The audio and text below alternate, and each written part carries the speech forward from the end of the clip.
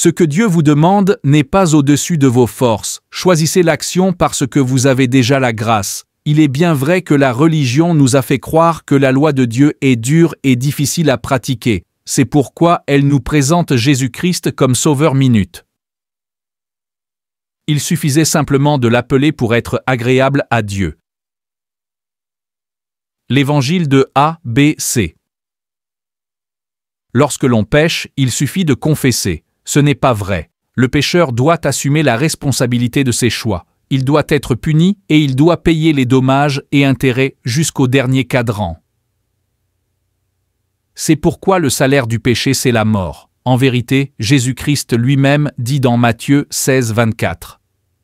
Alors Jésus dit à ses disciples, « Si quelqu'un veut venir après moi, qu'il renonce à lui-même, qu'il se charge de sa croix et qu'il me suive. » Au-delà de tout, chacun doit prendre sa croix avant d'accéder au salut. Lorsque Jésus-Christ parle de la croix, il fait allusion à la responsabilité personnelle. Chacun doit travailler à son salut. Le salut en théorie consiste à confesser Christ.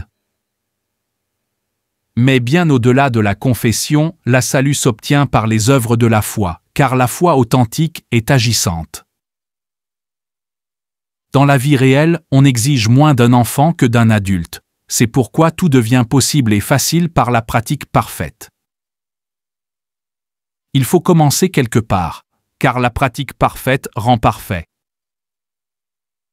Le simple fait de dire que vous êtes sauvé par la grâce, ce n'est pas fini. Les gens ont cru que les efforts ne servent à rien. C'est vraiment faux.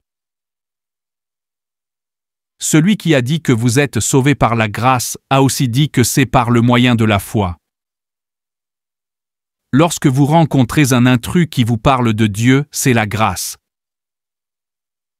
Mais croire à ses paroles est votre responsabilité. Suivre Dieu demande des efforts et des sacrifices. C'est pourquoi l'apôtre Saint Paul dit dans 1 Corinthiens 9, 27. Mais je traite durement mon corps et je le tiens assujetti, de peur d'être moi-même rejeté après avoir prêché aux autres. Est-ce que les efforts à fournir sont au-delà de vos capacités? Moïse est le mieux placé pour répondre à cette question. Il dit dans Deutéronome 30, 11 à 14. Ce commandement que je te prescris aujourd'hui n'est certainement point au-dessus de tes forces et hors de ta portée. Il n'est pas dans le ciel, pour que tu dises, « Qui montera pour nous au ciel et nous l'ira chercher? Qui nous le fera entendre, afin que nous le mettions en pratique?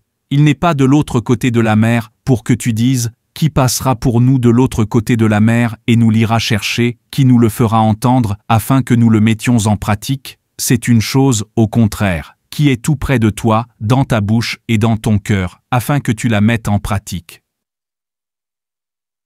Vois, je mets aujourd'hui devant toi la vie et le bien, la mort et le mal. Le choix vous appartient.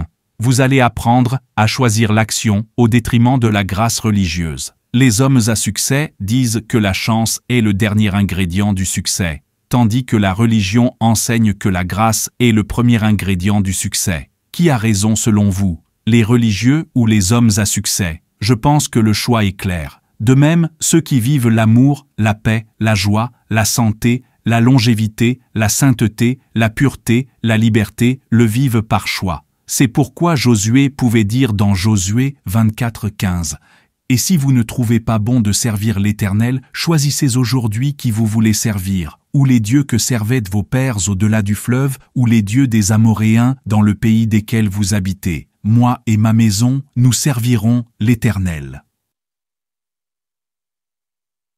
Même servir l'Éternel nécessite un choix. Nous ne sommes pas des marionnettes manipulées par Dieu. Vous avez le choix et vous devez assumer vos choix et vous devez être responsable de ce qui arrive.